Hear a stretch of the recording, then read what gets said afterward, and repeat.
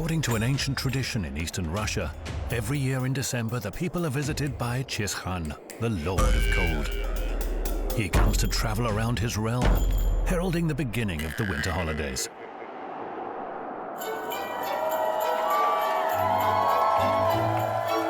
Now I've come to see the New Year miracles for myself. So, my friends, here I am in Yakutia, the coldest region in Russia. The Christmas tree in this square is the first in the country to light up. Yes, the New Year is coming.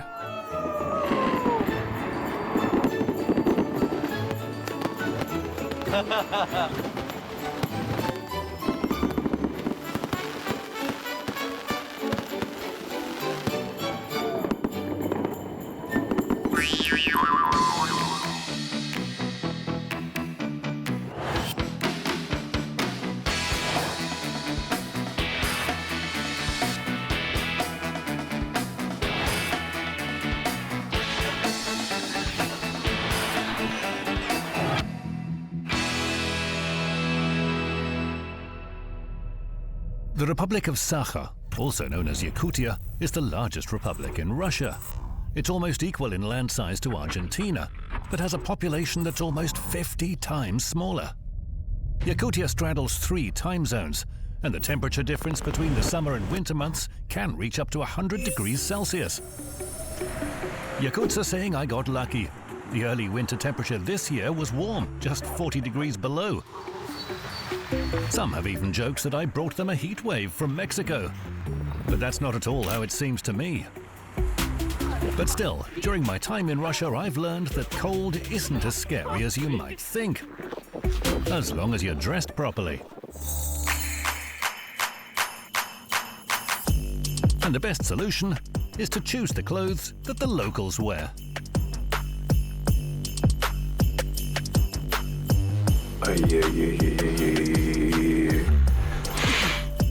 I did like the traditional outfit, but it seemed a little cumbersome and quite expensive. But I couldn't get by without a decent pair of shoes.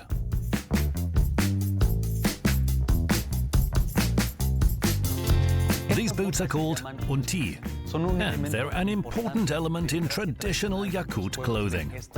In these parts, they're an absolute must. You just can't get through winter in Yakutia without wearing a pair of reindeer fur boots. There's my size, 42. Unti are just amazing. They keep your feet toasty warm even when it's -60. Well, I'm ready. Let's head for a real adventure.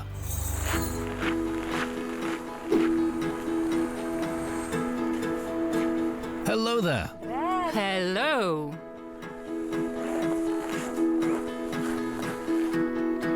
Please come in. The Atlasov family is trying to preserve the Yakut people's traditions. There are many unusual sights here. There's tethering post, for example, but it's not for tying horses. It has a symbolic meaning, to appease the spirits. In Yakut Ai teaching, the world is inhabited by deities, and people can communicate with them through various rituals. This is the largest percussion instrument. Its beats reach the sun. May I try it? Before hitting the tabik, people make a wish. We hit it 3 times. With these sounds, our wishes go to the sun, which grants them.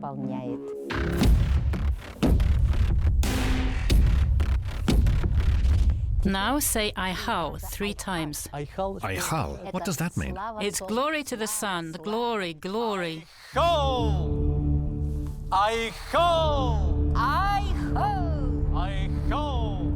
Literally everything becomes a ritual here. To enter a house, you have to pass through a cleansing archway. And while doing so, you must control your thoughts. Remember all the good in your life and ask for what you don't have. Before the door, there's one more ritual to be performed. Before we enter the house, we carefully shake off the snow, then look towards the door and cough. This sends a message to the spirits of the house so they won't be alarmed. Then we enter.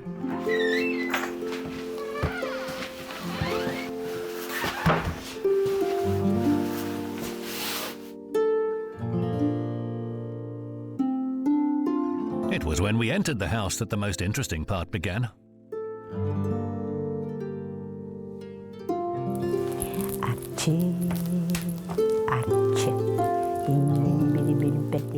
I'm lighting a fire in your name. In Yakut belief, the world consists of three parts: the underworld, where the spirits live, the middle world, which is inhabited by people, and the upper world, where the gods reside. This rite is called Algis. It's a chance to address the gods and ask for health or anything else that might be missing from your life. The crackling is studying you. Now the stronger spirit, the fire spirit, is giving you signs. Your flame is very high, which means you'll live a long life. You have flames coming from different sides, from the front, from the center, and from behind. You're someone who doesn't just live in the moment. It's snapping already. The fire spirit likes you. Yakuts believe that the fire spirit is the strongest of them all. They feed it with pancakes and make offerings of horsehair. You might think that Algis is just a show put on for tourists, but 13% of Yakuts actually practice Ai and regularly perform rituals like this. Now with this percussion instrument, I'll send a message to the upper deities.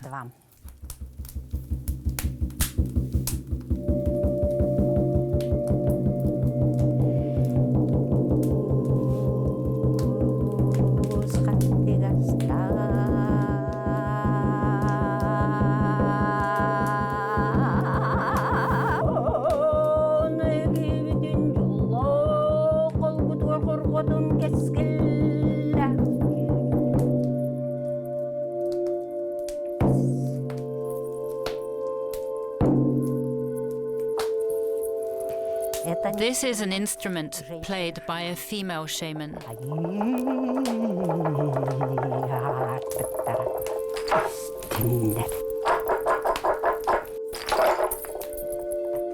The sounds of our ancestors' ancient percussion instruments. We heard them today. The fire wants to stay with me. Yes, it's saying something. A huge success. When a small spark jumps out of the fire, they say it's a good sign. But an entire log popped out for you.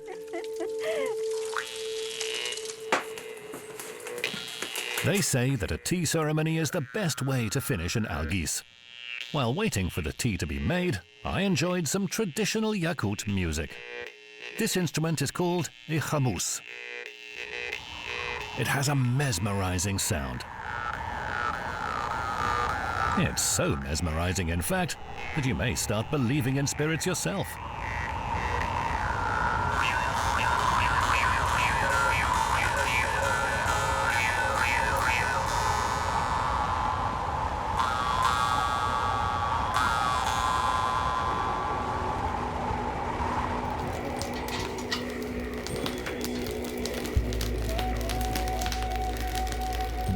Herbs for Yakut tea are gathered in Oymyakon, the coldest city in the world.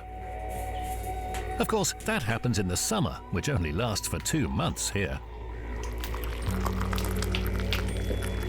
This is the youngest tea ceremony in the world.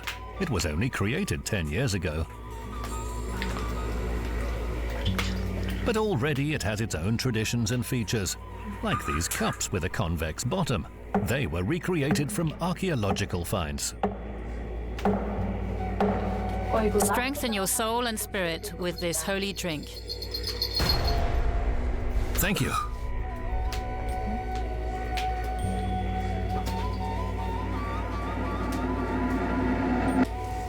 Delicious.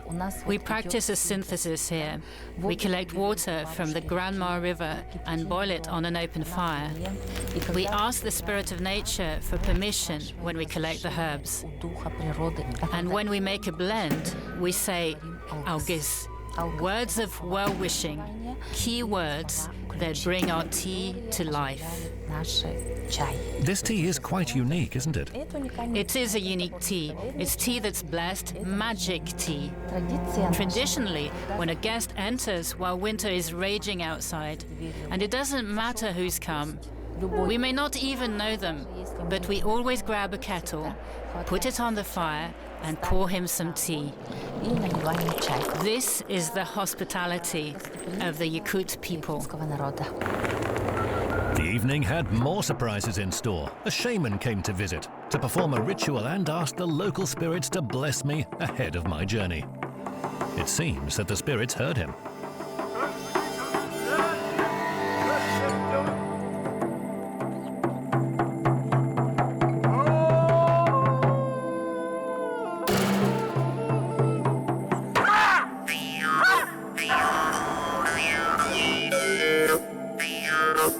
Incredible.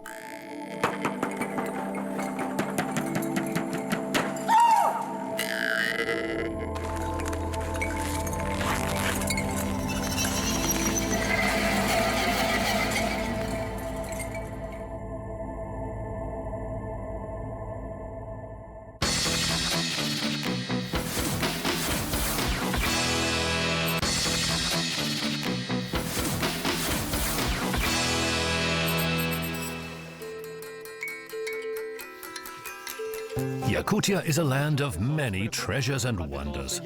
But the most cherished of them all is, of course, its incredible nature. There's a place here that's called the Llena Pillars. It's so beautiful and unique that it's been declared a cultural heritage site. If you ever make it to Yakutia, seeing it is an absolute must. In summer, you can easily get to the Llena Pillars by boat, but during the winter months, my friends, it's a bit more difficult, as you'll soon see. Let's go.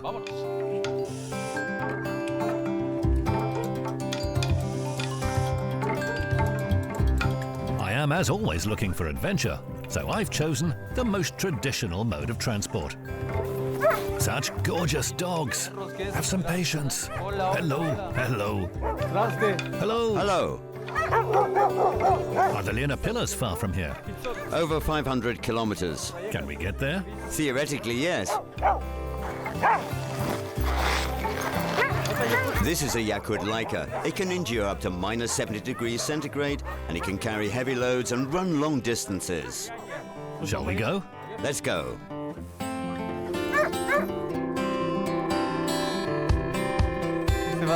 So, this will be the coldest sled ride I've ever taken.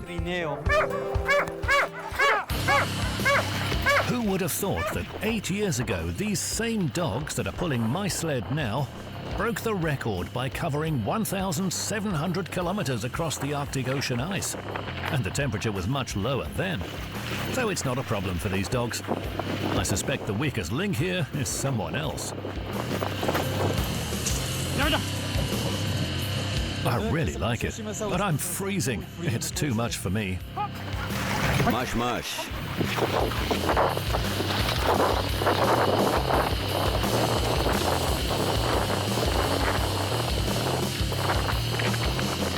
We carried on for a few more hours, but I'm really cold. I can't take it much longer. We should probably keep going by car. I had to switch my mode of transport, but as soon as I hit the road, I just had to make another stop to take a picture of these cuties. Yakut horses live outdoors and feed themselves by foraging under the snow. They look like plush toys. My journey continued. Because of the cold, there aren't many tourists here in winter. So for that day, the beauty of the land was mine alone.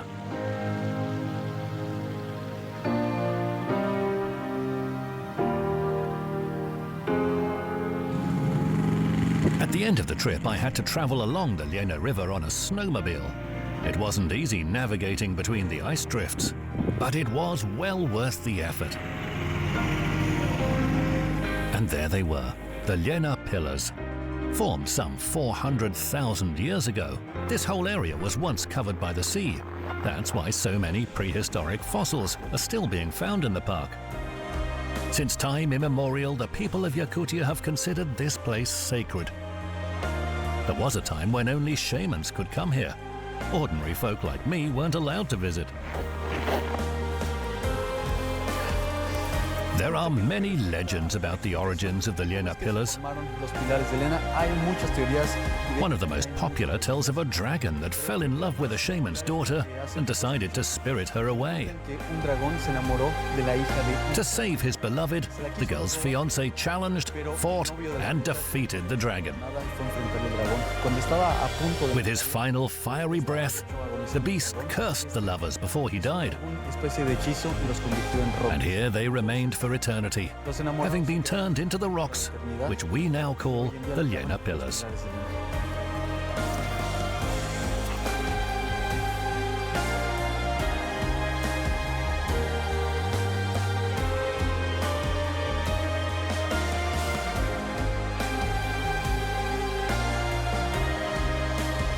The Llena pillars greeted me with appalling weather.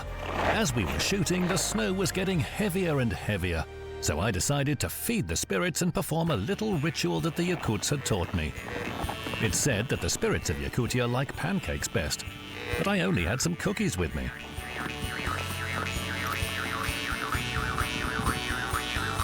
Nevertheless, they seemed to accept my offering, and the snowstorm passed by.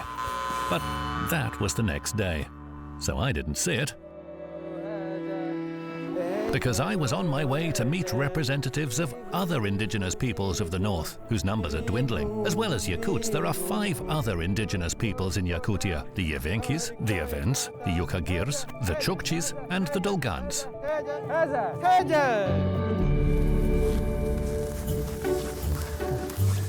Good day. Greetings, Mendu. Mendu. We greeted you according to our northern traditions.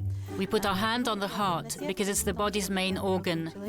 The elders used to say the soul lives in the liver. That's why we greeted you with this bow. You've come from far away and we want the spirits of our land to bless you, so we put you under the protection of the clan fire. This ritual is obligatory if you want to take part in the games of the northern peoples. It's a bit like the Olympics.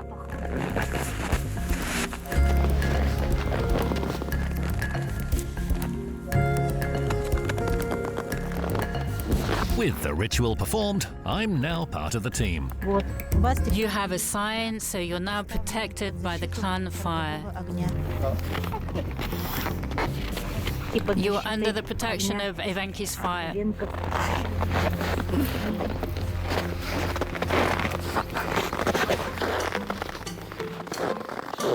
2, 3, 4.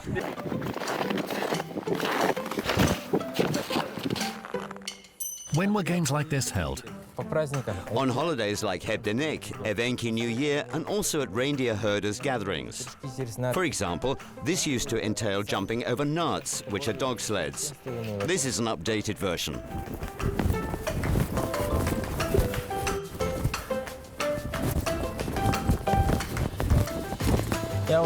I touched it and lost. Now the next player jumps. May I try? Go for it. The first obstacle, and how embarrassing.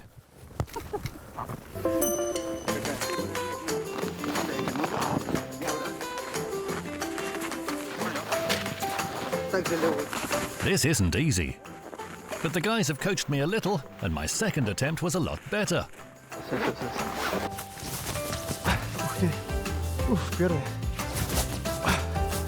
2, 3. I'm doing it. 4. Yes! 1, 2, 3. Nomads used to play these games to develop essential tundra survival skills. It was also a way to prove yourself and perhaps even find a bride.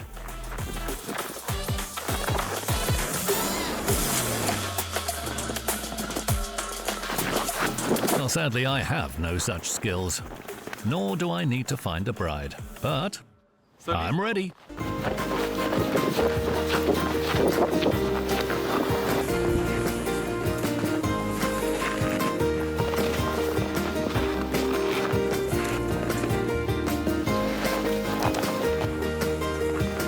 It was my first ever time taking part in a reindeer herders race, but I suspect that my victory had a lot more to do with these people's hospitality than with my ability.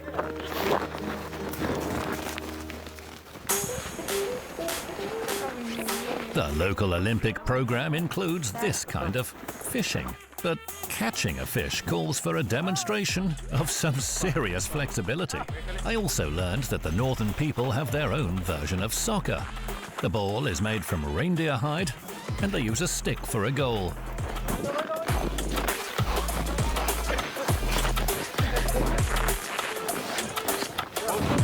Penalty! What a huge responsibility. There's a penalty kick coming up. Darn it! Oh, gosh.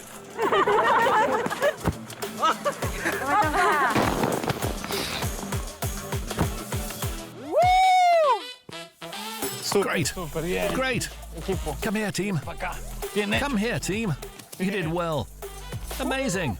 We won! A risky pass. The ball heads for the post and... Goal! Goal! Here, though, goals are not important. We went to see an ice and snow sculpting competition. I've seen ice sculpture many times before, but snow sculpture, that's something new. 20 teams are drawn from the best Yakut sculptors, both experienced and young, and they've come to take part in the contest. Alina, how old are you? I'm 20. You're already a sculptor. I'm in my 4th year. Students take part in this competition every year. When I started my 4th year, I thought that perhaps I should also give it a try. In fact, it's harder to work with snow. Than working with ice? Yes. It's so soft. It doesn't seem such a big deal to me. No, it's so voluminous. It's a harder material for us girls to work with. So your team is you and your friend? Milena, come over here. Did the two of you come up with the idea for this sculpture? Yes, we thought it up together.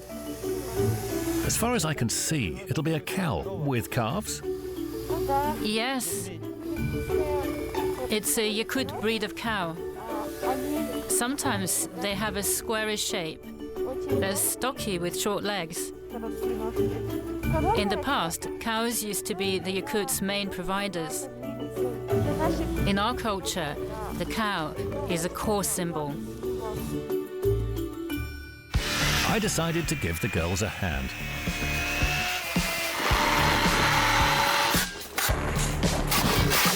What's going on? Come on, it's really cold now, but come what may, we'll get this sculpture done. How could we not?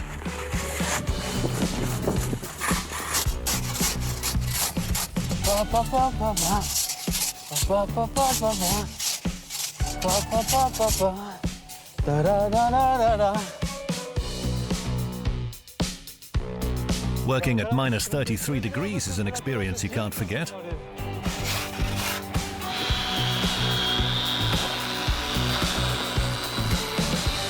Fíjense que me he dado cuenta que una de las formas de combatir I soon realized that to stay warm here, you have to keep moving, to keep doing something.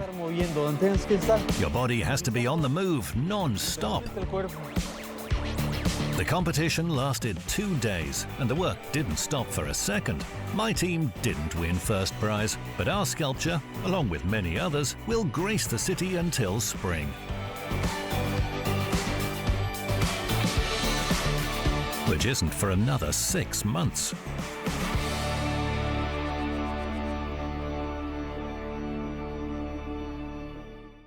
But there are parts of Yakutia where the spring never comes. This is the Lord of Cold's castle. He goes by the name of Chishan and lives in the permafrost. He turned out to be very hospitable and offered me everything I needed to enjoy the cold and, well, not to freeze.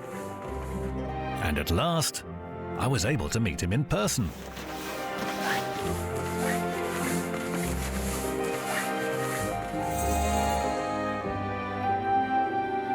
My name is Chishan, Lord of Cold. Are you like Santa Claus? I'm not really Santa Claus, but I'm the only one who can ensure it's not too cold during holidays. So kids can celebrate outside and eat ice cream. Yakuts celebrate the New Year in December like all other Russians. But they also celebrate one in summer. So you don't bring gifts like Santa Claus? The most important gift is my people's culture and traditions. When flying over Yakutia, God suffered frostbite in his hands and so spilled all his riches. There are many riches that I've yet to discover, but I am ready to draw a few conclusions. In my travels, I could see that Yakutia possesses a kind of magic that's much more powerful than the magic of Christmas. It's the magic of Yakut culture. Getting to know it was the best gift I could give myself on this Christmas Eve. Many thanks.